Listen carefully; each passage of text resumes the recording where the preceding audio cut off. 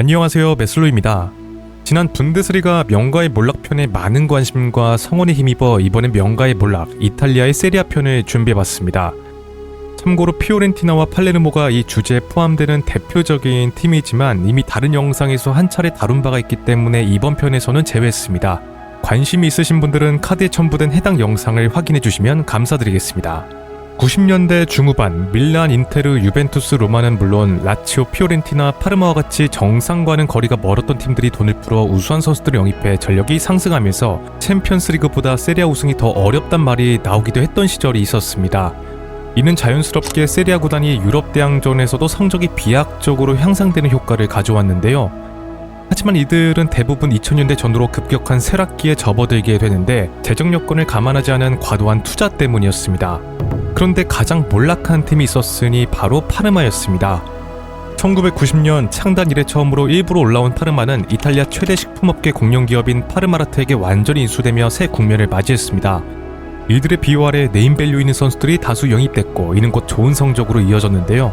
리그 우승 경쟁이 너무나 치열했던 탓에 세리에를 제패하지는 못했지만 유로파리그 전신인 UEFA컵에서도 우승을 거두며 명문 구단의 기반을 다져나갔습니다.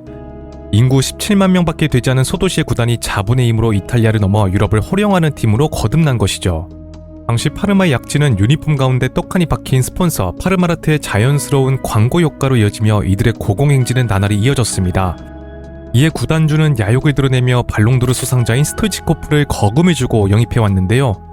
이는 모기업의 동유럽 진출을 위한 계산된 영입이기도 했지만 전성기의 끝자락에 놓인 그에게 거금을 투자했다는 점은 여기서 한 단계 더 도약하겠다는 구단주의 욕심이 엿보이는 부분이었습니다. 당연히 스토이치코프는 구단주의 뜻에 의해 영입된 선수였기 때문에 감독과 선수 기용 문제로 마찰이 발생할 수밖에 없었습니다. 결국 파워게임 속에서 파르마의 전성기를 이끈 스칼라 감독이 떠나는데 이르게 되죠. 이후에도 구단주는 후임자들에게 물심양면 지원을 해주었고 파르마 역사상 최고의 라인업이 이 무렵에 탄생하기도 했습니다. 하지만 모기업인 파르마라트의 회계감사에 이상 징후가 있다는 것이 발견되었는데요. 파르마가 2000년대 초반에 접어들어 황금세대 멤버들을 대거 매각하기도 했었기 때문에 이들의 이적료가 부채를 떠받치기 위한 자구책인 게 아니냐는 의심은 더욱 커져갔습니다. 결과적으로 2003년에 모기업 파르마라트의 회계 분식 및 대규모 금융사기가 세상에 모두 드러났고 이들은 파산을 하게 되죠. 이는 당연히 파르마 구단에도 영향을 미쳤습니다. 재정 지원이 사라진 이들은 구단을 유지하기 위해 선수단을 매각해 급한 불을 꺼야 했으며 법정 관리 과정에서 명칭이 파르마 AC에서 파르마 FC로 변경되었습니다. 그리고 끝없는 몰락 끝에 파르마는 07-08 시즌을 끝으로 세리아 B로 강등되었는데요. 다행히 이들은 한 시즌 만에 복귀한 데 이어 8위를 기록하며 어느 정도 회복세를 보이는 듯 했습니다. 그 이후로 쭉 중위권의 수준을 유지하면서 명성만큼은 이어나가고 있었죠. 그러다가 13-14 시즌 리그 6위를 기록해 오랜만에 유럽 대항전 출전 자격을 얻게 되었는데 이것이 파르마의 두 번째 파산을 이끄는 스노우볼이 되었습니다. 파르마는 세금 미납으로 유럽 라이센스 자격을 획득하는 데 실패하여 유럽 대항전 출전 자격을 획득하지 못했습니다. 이것이 신용도의 하락으로 이어지며 스폰서의 계약이 무산되거나 은행의 대출이 중단되는 사태로 이어졌고 재정 상황이 더욱 악화되는 데 이르렀습니다. 이에 파르마의 구단주인 기라르디는 클럽 운영에 의욕을 잃고 방만한 경영을 일삼았는데요. 이로 인해 부채가 쌓이고 쌓이며 어느덧 구단은 파산을 해야 되는 지경에 이르렀습니다. 심지어 14-15 시즌에는 구단주가 4명이나 바뀌는 등 상상할 수 없는 일이 발생했고 선수들이 직접 유니폼을 빨거나 전기가 안 들어와 찬물로 샤워를 한다든지 직원들의 월급을 주지 못해 경기장 보안관리 요원이 없어 홈경기를 연기하기도 하는 초유의 사태가 발생하기도 했습니다. 이들은 진작에 파산을 선언했지만 세리아가 재정난 구단을 보호하기 위해 마련한 제도 덕분에 간신히 시즌을 무사히 마칠 수 있었는데요. 결과적으로 파르마는 1000억에 가까운 부채를 해결하지 못하고 2015년 무려 4부 리그인 세리 D까지 강등되고 말았습니다. 참고로 파산으로 인해 모든 선수들이 자유계약으로 떠난 상황에서 팀에 잔류한 주장 루카렐리와 함께 파르마는 3연속 승격 신화를 써내려갔고 2018년에 일부러의 승격을 이끈 뒤 그는 은퇴를 선언하며 낭만이 무엇인지 많은 이들에게 다시 일깨워주기도 했습니다. 다음은 이젠 빛바랜 명성을 보여주고 있는 토리노입니다. 진부할 수 있지만 먼 과거의 이야기를 해야 하는데요. 과거 1930년대를 유벤투스가 지배했다면 1940년대는 토리노가 지배했던 시기였습니다. 이탈리아 대표팀 주전 11명 중에 대부분이 토리노 선수였을 정도로 대단한 위상을 자랑했었죠. 이 황금 세대를 그란데 토리노, 즉 위대한 토리노라고 불렀습니다. 하지만 1949년 이들에게 비극적인 한 사건이 발생하게 되는데요. 바로 헤이즐 참사와 더불어 세계 축구 역사상 가장 참혹한 사건이라고 불리는 수페르가의 비극이 발생한 것입니다. 리그 34라운드를 마친 상황에서 이들은 포르투갈 리스본으로 날아가 벤피카와 친선 경기를 가졌습니다. 패배라는 아쉬움 속에서 복귀하던 이들은 토리노 근교의 언덕에서 비행기 추락 사고를 겪게 되죠. 이 사건으로 토리노는 주축 선수 18명, 감독을 포함한 코치진 전원을 잃고 말았습니다. 이들 중 다수가 이탈리아 대표팀의 핵심 멤버이기도 했기 때문에 이탈리아의 전력은 급감하고 말았는데요. 참고로 이 사건의 여파로 전력이 급감한 이탈리아는 1950년 월드컵에서 조별리그 탈락이라는 아쉬운 결과를 맞이하기도 했습니다. 이처럼 위대한 세대를 떠나보낸 토리노는 자녀 리그 4경기를 치러야 하는 상황에서 유수 선수들을 내보낼 수밖에 없었습니다. 그런데 상대팀 역시 조이의 표시로 2군 레벨의 선수들을 내보냈고 토리노는 4경기에서 모두 승리를 거두면서 리그 우승 5연패 신화를 달성할 수 있었습니다. 당연한 이야기지만 토리노는 더 이상 강팀이 아니었습니다. 그 다음 시즌부터 우승 경쟁에서 멀어진 것은 물론 어느 순간 세리아 B까지 추락하고 말았는데요. 이 무렵 이탈리아의 축구의 중심이 토리노에서 밀라노로 옮겨가고 있었습니다. 이후부터 토리노는 승강을 반복하다가 90년대 후반부터는 아예 2부에 머무는 시간이 더 길어진 구단으로 전락했습니다. 심지어 2000년대 초반에는 토리노 구단주인 치미넬리의 모기업, 치미넬리 그룹이 산업 전반의 침체와 함께 큰 타격을 받으면서 부채가 점점 쌓여갔고 여기에 2부 강등이 결정타가 되면서 결국 이들은 파산 직전까지 몰리기도 했죠. 당시 토리노는 0405 시즌에 재승격이 확정된 상태였지만 재정 요건을 충족하지 못해 리그 등록이 불어되는 불상사를 겪기도 했습니다. 그 결과 구단은 파산하게 됐고 이후 이탈리아의 미디어 재벌인 카이로에게 인수되어 현재 토리노 FC로 재창단되었는데요. 일부에선 비극적인 사건만 없었더라면 정말 유구한 역사를 써내려 갔을 것이고 유벤투스를 견제하는 강력한 라이벌이자 이탈리아의 강호로 성장했을 것이라고 주장하고 있습니다. 다음은 세리아에서 가장 오래된 구단인 제노아입니다. 이들은 놀랍게도 영국 상인들에 의해 만들어진 구단인데요. 이에 초반에는 이탈리아인들이 클럽에 가입할 수 없었다고 합니다. 팀의 이름이 제노바가 아니라 제노아인 이유가 영국식 표기 때문이라고 하죠. 이를 두고 혹자는 그래서 엠블럼에 잉글랜드 국기가 표시되어 있는 것이 아니냐라고 할 수 있지만 저 문양은 과거 많이 쓰이던 십자가 문양, 도시를 수호하던 성인을 상징하는 깃발이라고 합니다. 이들은 세리아 최초의 우승팀, 그리고 최초 3연패를 거둔 팀입니다. 이를 포함해 20세기 초반 총 9번의 우승을 차지하며 첫 번째 명문으로 자리 잡았죠. 하지만 항구 도시란 특성으로 인해 산업 후원이 약했던 점, 2차 세계대전의 여파로 큰 피해를 입으면서 전쟁 이후로 급격히 몰락하기 시작했습니다. 90년대 초반에 구단 역사상 처음으로 유럽 대항전에 진출하면서 반등을 시도했지만 그 기세는 오래가지 못했는데요. 그러다가 2007년에 일부 재승격을 이뤄낸 제노아는 새로운 방식으로 구단을 운영하기 시작했습니다.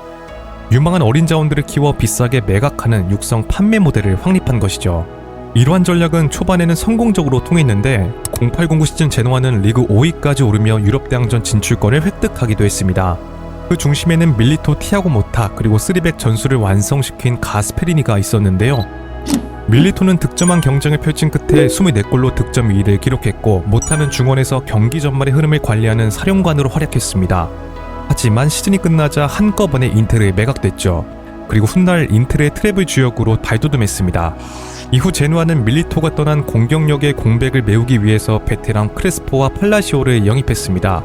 하지만 크레스포는 일관된 경기력을 보여주지 못했고 팔라시오 홀로 고군분투했는데요.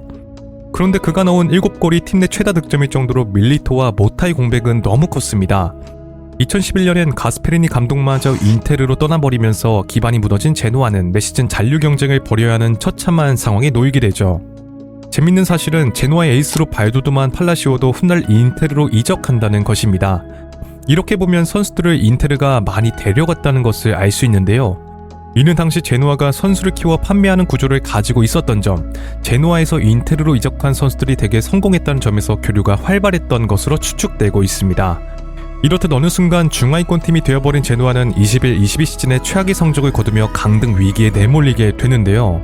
이때 제노아의 보르지는 셰브젠코를 새 사령탑으로 데려왔습니다. 우크라이나 대표팀에서의 성과 덕분에 기대감이 컸지만 그 대표팀과 클럽의 차이인지 리그 9경기에서 무승을 그치며 결국 경질되고 말았습니다. 이후 후임자 밑에서도 반등하지 못한 제노아는 강등되고 말았죠. 그래도 단 한 시즌 만에 승격에 성공하면서 현재는 세리아에서 시간을 보내고 있긴 한데 성적이 불안정해 미래가 밝진 않습니다. 참고로 세리아에서는 리그 10회 우승을 달성한 팀에만 엠블럼 위에 왕별을 부착할 수 있습니다. 제노아는 현재 9회 우승에 머물러 있는데요. 과연 이 오래된 명문이 언젠간 그 10번째 별을 달 수 있을지 지켜보는 것도 흥미로울 것 같습니다. 마지막은 제노아의 강력한 라이벌 삼프도리아입니다. 제노바를 연고로 하는 이들은 제노아와 더불어 몰락한 명가로 꼽히는데요. 평범한 중위권 정도의 팀이었던 이들은 80년대 접어들어 완전히 달라지기 시작했는데 석유 사업으로 부를 축적한 만토바니 구단주의 강력한 투자로 어느덧 우승을 노리는 상위권 팀으로 발돋움할 수 있었습니다. 이러한 삼프도리아의 황금기를 이끈 주역은 바로 만치니, 비알리 듀오였는데요. 청소년 대표팀에서부터 호흡을 맞춘 이들은 삼프도리아에서 함께 성장해 10년간 팀의 상징으로 활약했습니다.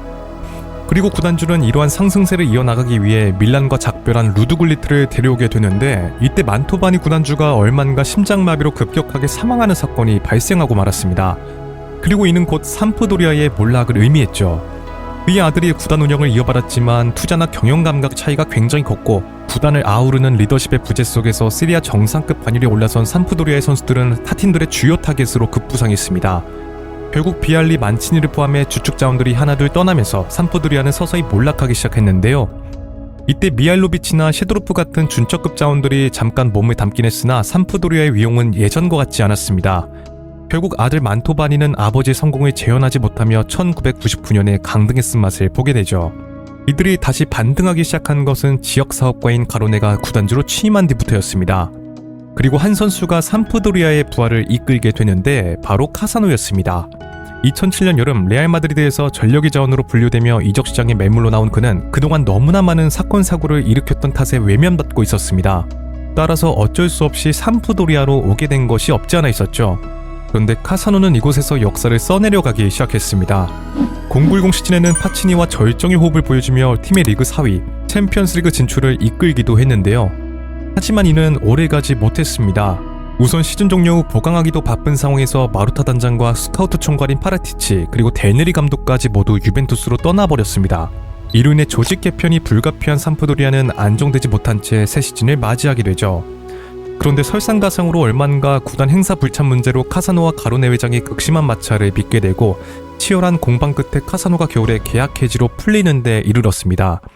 이후 재정 절감을 이유로 그의 파트너였던 파치니 역시 인틀에 매각을 하게 되면서 포차를 닫된 삼프도리아는 해당 시즌 강등이란 결과를 맞이하게 되는데요. 다행히 이들은 단 한 시즌 만에 세리아 무대로 복귀하는 데 성공했습니다. 그러나 이후서부터 롤러코스터 같은 성적을 기록하게 되고 새 구단주가 주축 자원들을 잇따라 매각했음에도 불구하고 미비한 보강을 하게 되면서 매년 강등 위기를 겪는 불안정한 운영이 이어졌습니다.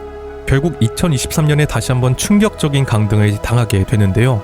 반면 라이벌인 제노아는 승격에 성공하면서 삼프도리아의 몰락이 더욱 부각되었습니다. 참고로 이들은 2부에서도 고전하며 23-24 시즌에 세리아C 강등 위기를 맞았습니다. 그러나 브레시아가 재정난으로 승점 삭감이 되면서 상황이 반전됐고 삼프도리아는 강등 직행을 피할 수 있었죠. 그리고 강등 플레이오프에서 승리에 살아남으면서 세리아 B에 극적으로 잔류할 수 있었습니다. 추가로 현재 삼프도리아의 재건을 이끌고 있는 단장이 누구냐? 레전드 로베르토 만치니의 아들인 안드레아 만치니라고 합니다. 이처럼 이탈리아에는 한때 유럽을 호령했지만 지금은 대부분 중하위권이거나 2부를 오가는 팀들이 많습니다.